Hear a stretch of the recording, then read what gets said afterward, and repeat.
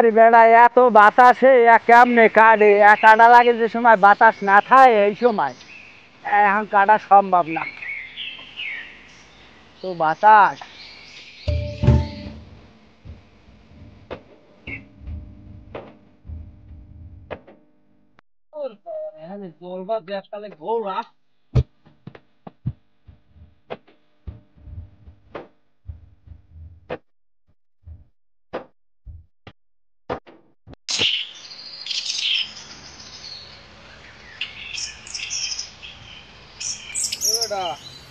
আরো কি ওষুধ দাও ওই ভাই দেওয়াও লাগে সাবধানে দিস এই বাতাসে মাস্টার করে ওষুধ দিস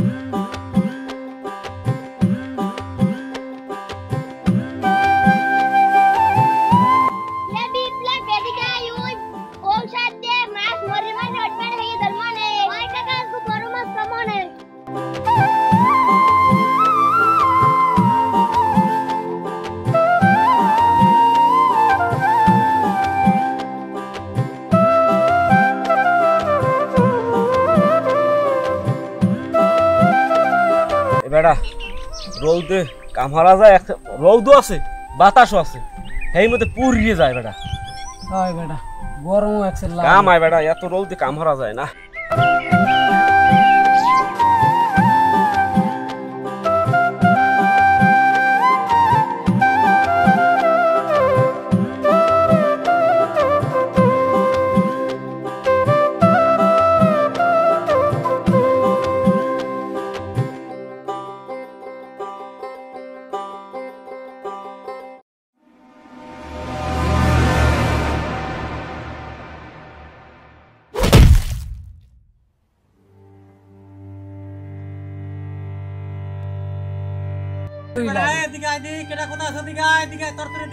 बोला खेड़े और दी देख दी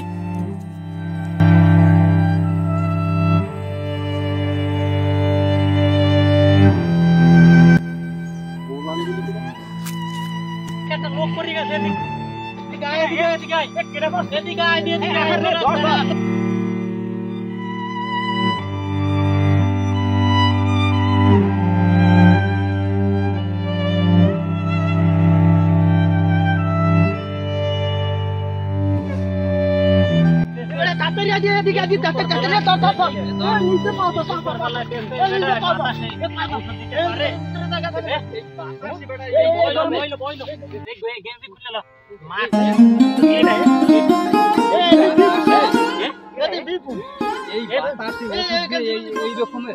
কি বাতাসে এরকম এই ঔষধ দিতে আইছে ওষুধ ছিট দিয়ে আইছে ওই বাতাসের কারণে গামছা বাঁধতে লয় না গায়ে যদি ফিরিয়ে দে সব ঔষধ দেই কিন্তু সিরিয়াস সিটি গায়ে পড়ে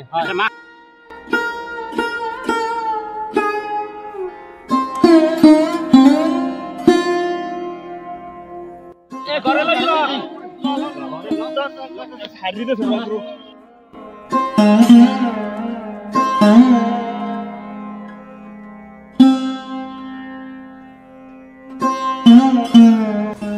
এখন কি কেমন ঠাও ভাই একটু ভালো ঠাও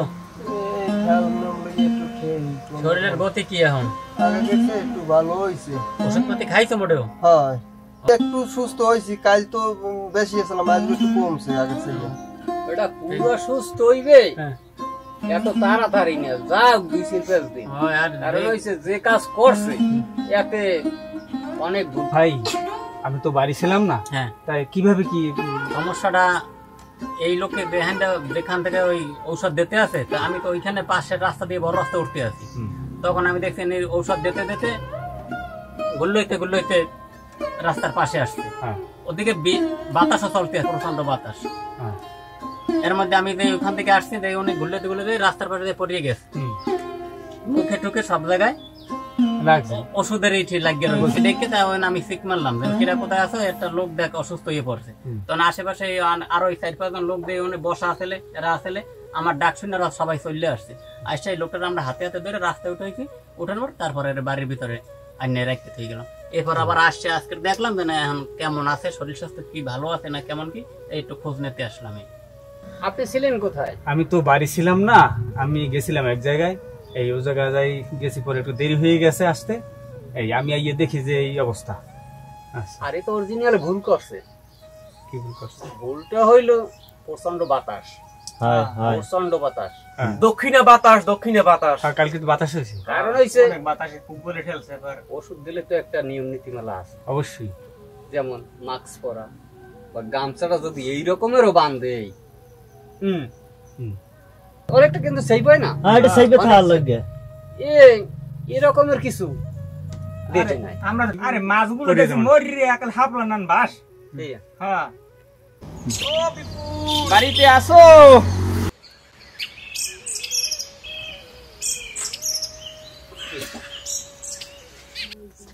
সারে জি বল, এই জি বল, সাড়ে 5 দিন।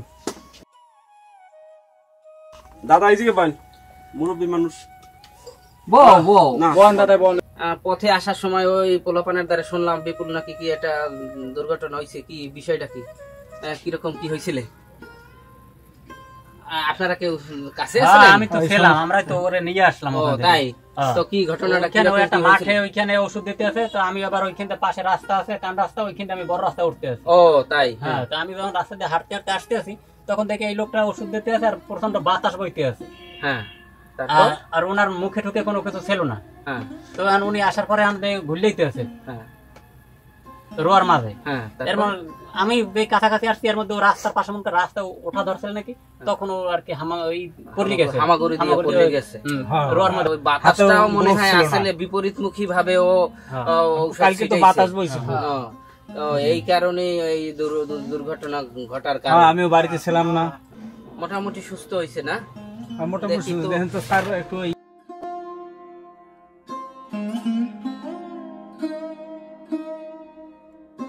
কালকে থেকে কি কিছু খাইতে পারছো তুমি? হ্যাঁ, একটু মোটামুটি আর কি খাইতে পারছি। আগে থেকে একটু স্বস্তি বোধ করতে আছো না? আগে থেকে একটু স্বস্তি।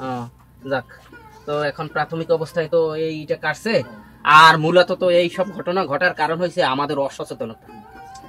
আমরা এই ধরনের কাজ করার আগে আসলে আমরা কিভাবে এই নিয়ম কানুন মানি না, কিভাবে কীটনাশক ছিটাইতে হয়, কোন সময় কীটনাশকটা ছিটাইতে হইবে, সেই বিষয়ে আমরা গুরুত্ব দেই না।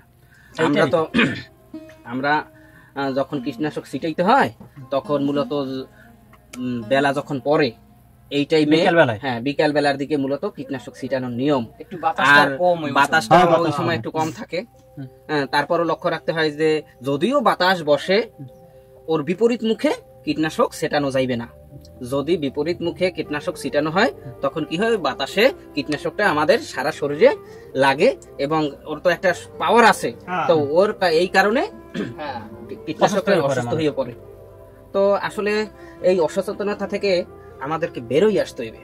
আমরা এই ধরনের কাজে যখন যাব তখন অবশ্যই মাস্ক পরবো, মাথায় গামছা পরিয়ে নেব, যাতে কীটনাশকের যে গ্যাসটা ওইটা আমাদের শরীরের মধ্যে না ঢুকতে পারে। যদি জলের মধ্যে পড়তে স্যার তাহলে বাঁচতেই না।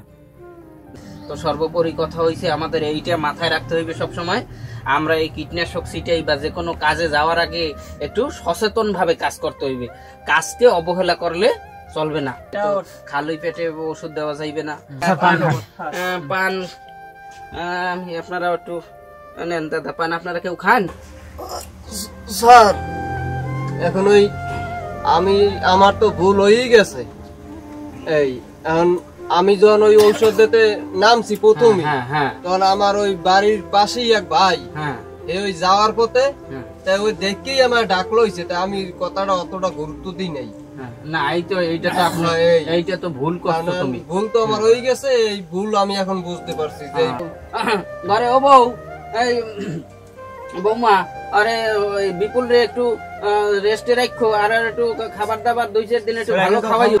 তুমি বাবা শুয়ে থাকো, বাইরে একটু এই রোদ টোদ লাগাবা না, না। যদি একটু ডাবের জল টল খাইতে পারো তাইলে তোমার জন্য ভালো হইবে। কেননা দিন খাটা মানুষ, তোমার তো সুস্থ হইতে হইবে তাড়াতাড়ি। এমন তো গেলি কই ডাপার দিয়ে সারো তো যাবে তো খাইবেন একটু।